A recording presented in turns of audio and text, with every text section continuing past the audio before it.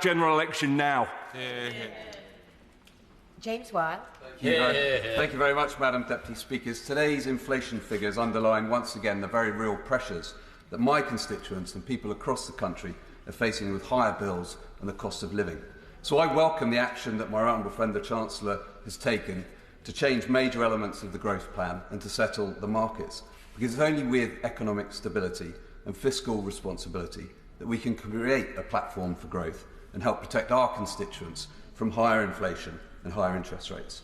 And the Prime Minister and the Chancellor have been candid in accepting the mistakes that were made, and they've rightly apologised for them.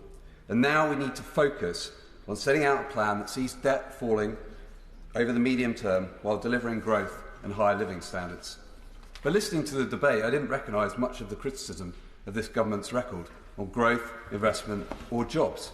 Of course, as we've said, we want to see the trend growth rate higher, but it's also the case that since 2010 we've had the third highest growth rate of the G7. Quite right. But the UK continues to attract high levels of foreign direct investment, as we have over that period. And the opposition motion makes no mention of the government's record on jobs. I wonder why. Perhaps it's because the latest figures show that unemployment is at its lowest level for nearly 50 years. In my North West Norfolk constituency, more than 500 people have moved from unemployment benefits into work in the last year. And when I talk to employers in my constituency, the biggest challenge that they're facing is labour shortage. And given the high level of vacancies that there are, and people also looking for work, I endorse the great work of my local Job Centre Plus team to help match people to those jobs to move into the security of a job and their own wage.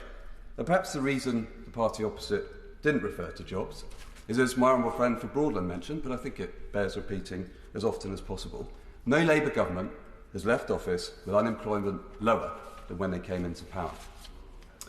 An issue that the motion does refer to is the profits of energy companies. And due to Putin's illegal war, companies have been making exceptional profits. And it's right that they should help to fund the energy price guarantee for my constituents and businesses and other support for people, given the very real cost of living pressures. But contrary to many of the contributions, including the one we just heard from the Honourable Member for Chesterfield, they are. Over the next 4 years, the Energy Profits Levy is expected to generate £26 billion of revenue, £26 billion in a windfall tax. So I also welcome the comments from our honourable friend the Chancellor earlier this week that nothing is off the table in regard to further steps potentially on those excess profits, whilst being mindful of the need to continue to encourage investment in clean and other technologies. And as the Chancellor prepares his medium-term fiscal plan, I return to an issue that I've raised most frequently in this House since I was elected, and one that's familiar to my honourable friend, the Chief Secretary to the Treasury, namely the need for investment in a new Queen Elizabeth Hospital in Kings Lynn. It's the most propped-up hospital in the country, with 2,500 timber and steel supports holding up the concrete cancer roof. My honourable friend, the Prime Minister, and I, along with colleagues, including my honourable friend for Broadland, have campaigned for this capital investment.